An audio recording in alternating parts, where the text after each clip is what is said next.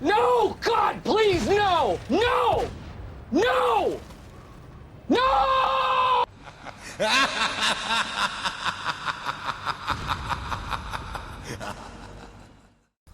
Hi guys, and welcome back to the channel. Today I've got two replays in the Tier 8 American medium tank, the Deathstalker. Now this is a tank that does probably get overlooked a little bit, and yeah, I can probably see why.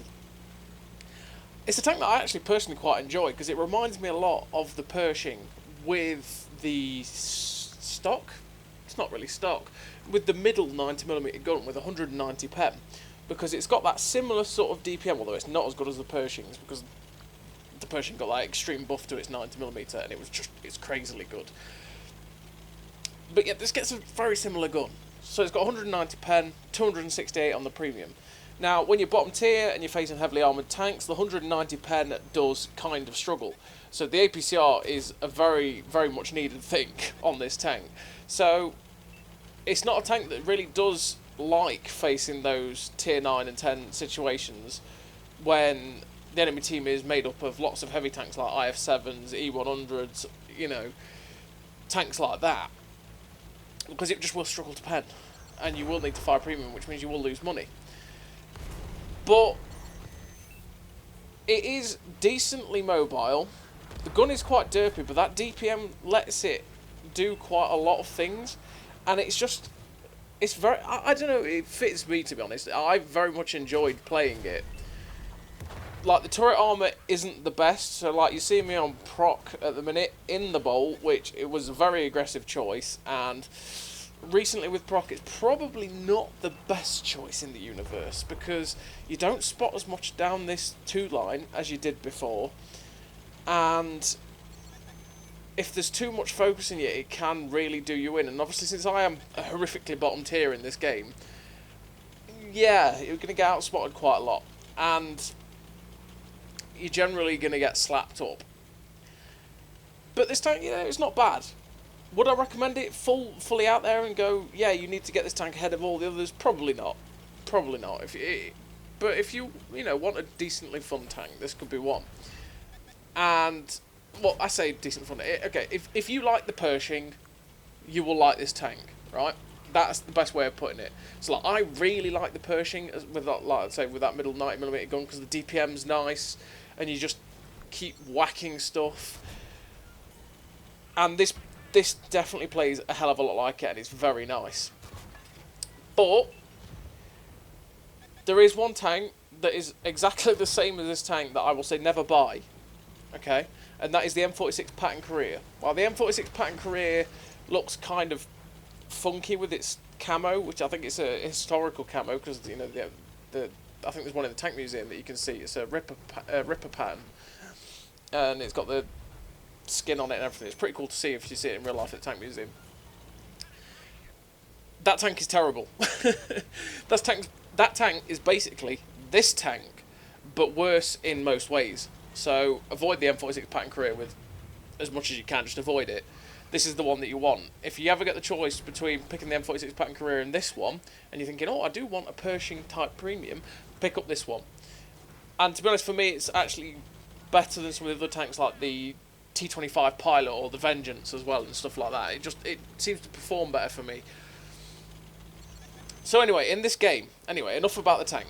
In this game, we've taken the bowl, like I said earlier on, and it's a very aggressive place to have taken, because, like I say, you don't spot as much in the bowl as you used to, but we're having to really keep popping up and down on this ridge to try and keep spotting things, but we can't hang about. So as you've seen, we've taken a few slaps as we kept poking earlier on. So it's all about being cautious. So we get spotted as soon as we do. We just have to take a shot and bow back behind the ridgeline, because it's just like, nope, can't sit around and aim and take shots. I mean, we're finding stuff like E-100s at the minute, which we're really going to struggle to pen. Same as the E4. The Kampfpanzer is the only one here that we will happily pen with standard, which is always kind of an annoying situation to be in. So like that E4 over there, we need to be able to fire the APCR at him to pen him. And even then, we're still probably going to bounce. Like this E100 is... we're getting lucky with some of the pens we're getting, to be fair. But you're seeing the spotting we're getting, because we're spotting like that E100, and we are spotting the Kampfpanzer, and we're just basically trying to keep these guys lit as much as possible.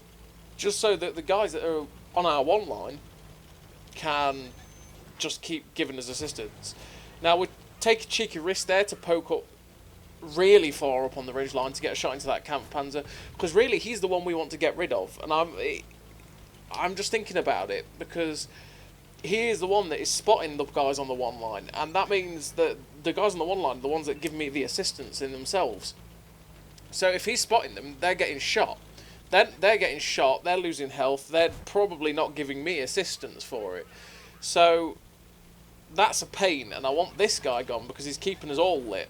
And there's a possibility, obviously, that if I kill him as well, I can probably poke up on this bowl in places like that bush right there in front of us and not get lit.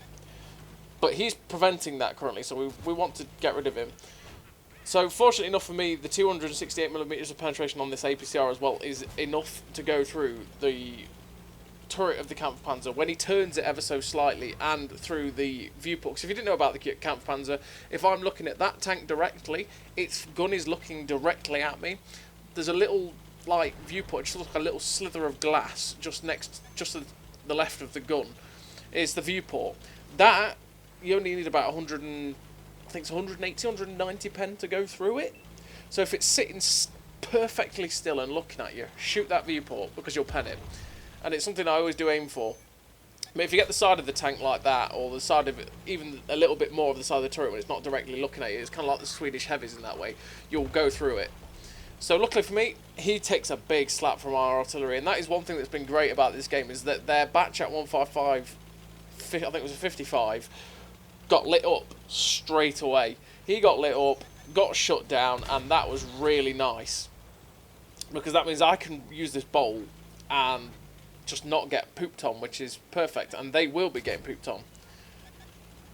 So right here is a really awkward situation. This 268 version 5 clearly wants me, and he is in an awesome position to shoot me. So this is bad for me, because he needs to get gone. I've got people behind me that probably could see him if he goes higher on that ridge line. But I don't want, because obviously he can finish me off. He's got 850 alpha, I've got 601 health. He can definitely kill me. So we need to get rid of this guy. So I'm definitely taking the risk. Like, you saw that 800 nearly hit me then. Taking the risk anyway to pop shots into this 268, because he is in a bad place for me. But he's now YOLOing our heavy tank and our TD, and he gets shut down, which is great. So now there's just the Kampfpanzer, there's the E100, there's the other heavy at E6, and there's another TD somewhere. Now is the time that I want to get rid of that Kampfpanzer. So now that E100 is gone, it's like, hello Kampfpanzer. We bounce that shot, unfortunately. We activate the food to get the reloading as quick as possible. I have no idea where the TD is, so that's worrying me a little bit when I poke up on the ridgeline. There is an E75 over there that we can shoot. This Kampfpanzer, like I say, is a little bit focused on us. We saw the shot from the back. We know where the TD is now, because if you saw that shell tracer fly past, we now know where he is. But now that Kampfpanzer's gone, thank God, finally, we can free farm this E75 as long as he doesn't shoot me. Now, again, of course, I am wary of the TD down at the back of the map, so I'm trying not to hang around as much. But with this E75 pushing aggressively over there, I can just keep putting shots in. I can just keep pumping the shots into his side as much as possible, getting free damage. And we've seen the TD fire, so I know I'm probably going to get another shot or two before that guy's reloaded.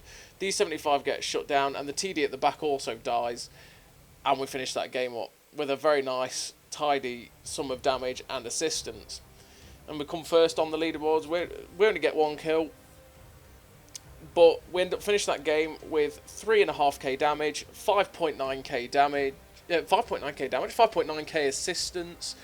So that's about 9.5k combined. A very, very nice game for the Deathstalker. Ace Tanker, we're at 90.23 for the Mark of Excellence on that tank. 2.3k base XP, and it's one that I definitely have pushed for the 3rd mark. And I had some nice games going that way as well. So there's going to be more of the Deathstalker on the channel as we go forward. So we're on to the second game of the day in the Deathstalker on Arctic region. Had to try and remember the name of the map there. I mean, there's only like 5 maps in rotation. I don't know how I'd forget the name of it. So we're going to go to basically aim for C3. That's what I'm going to aim for right now. When I'm in my medium tanks on this attack, this spawns, this flank, I like to go to about C3, C2, because you can get to the little position up on the ridgeline, up at C, I think, yeah, it's about C3, and shoot down at the people that go to E4, 5. And there's a little bush that if you knock it down as well, means that you can actually stay unspotted as you crest to shoot them. And will only get spotted once you fire, as long as there's no one sitting at like E2, so it means it's a great position to use. So I'm like, okay, I want this position. I'm just going to go in. I'm thinking, you know what, screw it. We're going. We pop a shot at this G-Saw, unfortunately miss. And this is really a really bold play, to be honest, because I'm alone. The heavy tanks behind me haven't caught up. Obviously, I'm a medium tank. I've got there way ahead of them. And we get a nice shot into that Trailblazer as we fly past. Now, he damages our engine, but he's blown his load. And we've loaded HE. And unfortunately, we didn't pen him there, but we tracked him. But there, 302. And that's why I loaded the HE, because the Trailblazer is dead easy to pen with HE. And if I can increase my DPM even more to get rid of this guy, because he will reload, and he has reloaded very quickly to put shots into me. The quicker I can get rid of him, the better. And he's gone.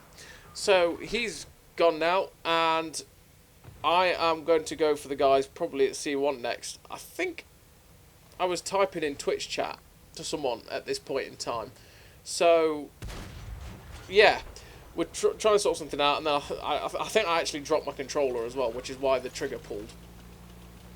Yeah, don't text and drive, kids, if you want to tank. But we repaired the engine there, because the engine was actually broken by that Trailblazer. So we fixed that, and we're going to pop over here now to try and put a shot at this light tank. Now, unfortunately, it was a fairly badly aimed shot there. We ended up trying to shoot the G-Saw and fired way too high, so we ended up missing him. We're not going to do that this time, as we'll pop a nice shot into his side. There's this mouse chin over here, which we're going to try and pop some shots into. We've loaded the APCR, because we're never penning that with our standard rounds. And we're trying to find a place to pen it. It's kind of awkward. It's kind of hard to see because of outlines and white trees. And we're trying to find the shots into it. But I'm sort of toying with it right now. I'm like, do I want to poke up and try and shoot it again? You know what? Now I'm unspotted. I'm gonna do it. We're just gonna chance it. We aim for his lower plate. Track him only, typically. And, well, you know what? We're going to chance it again. And unfortunately, we hit the rock. And at this point, I'm probably just getting a little bit frustrated with missing. So I'm like, you know what? I'm going to go help my heavy tank down here at C2 and get rid of the guys at C1.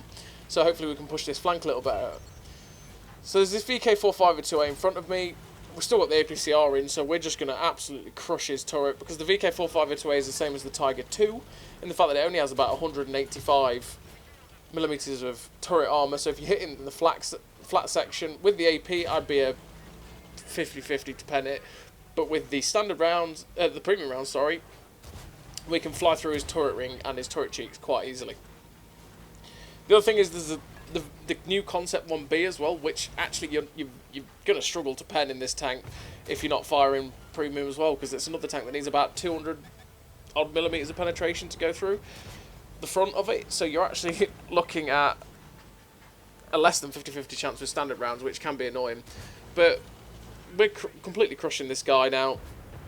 We just want to progress this flank and get rid of these guys as quickly as possible. So we shut down the Concept, and then the mouse chin appears. So it's like, okay, I'll pop a shot into his lower plate. Didn't pen it. Tracks only. Aim for his cupola, slam the shell in, and we're just looking to find this guy. Now he's looking at us. It's like, okay, I'm going to take a hit here. But we get a nice shot through his turret cheeks, because the mouse chin's armor is just pure garbage. There's no way else of putting that poor tank. It's absolute trash. If you've got 250 pen on anything, you just crush the tank. The tank has garbage armor for a super heavy tank, and it's got no other redeeming feature which makes it any good, which is a sad time for the mouse chin. But he's the behemoth anyway. He's the raid boss on this flank. He's gone. And now that's happened, there's only 3 heavy tanks, a medium, a TD, and an artillery left. And they're all sort of in this direction. So I'm like, okay, I'm going to go over here. And then it's like, well, there's a 50 TP, okay. So I try and pop a shot into the cupola of the 50 TP. That misses. There's the artillery spot behind me, so I'm like, okay, I'll try to see if I can see it, but now I'm too far below the ridge line. And we're going to move forward over here. We're going to use these ridge lines in front of me to try and get some shots. There's this E75 just chilling with his lower plate in the breeze. So we're just going to happily try and slam shots into him. Unfortunately, we bounce off his lower plate. And we're just going to keep pummeling shots in. Unfortunately, we're only tracking with that one. But then we notice the 50 TPs coming around. It's like, okay, there's a 50 TP here. This is not good. I really need help with this guy. I chance the shot into his lower plate, and it's like, please help me. Hello? Hello? I need help. This is it. I'm heavy with a big gun looking at me. Please help me, heavy tank. You just need to turn around. I was like, what is it? It's an E75. It's a near full health E75, but he's fully gone. He's leaving me against this 50 TP, and I really need help because I'm a one shot to this guy, and we're just gonna, you know, it's gonna start now.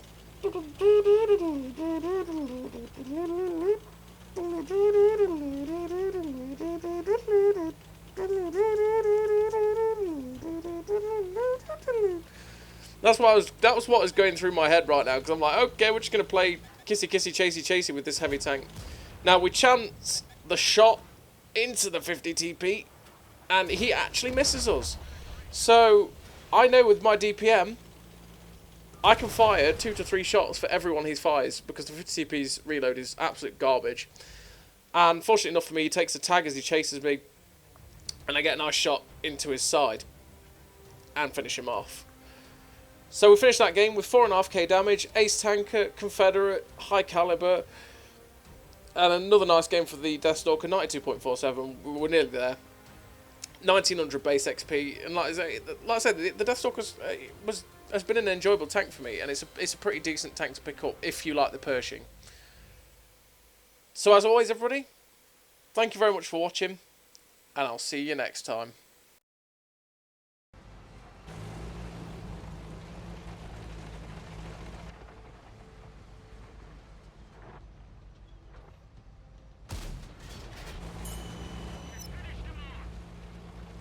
A great success!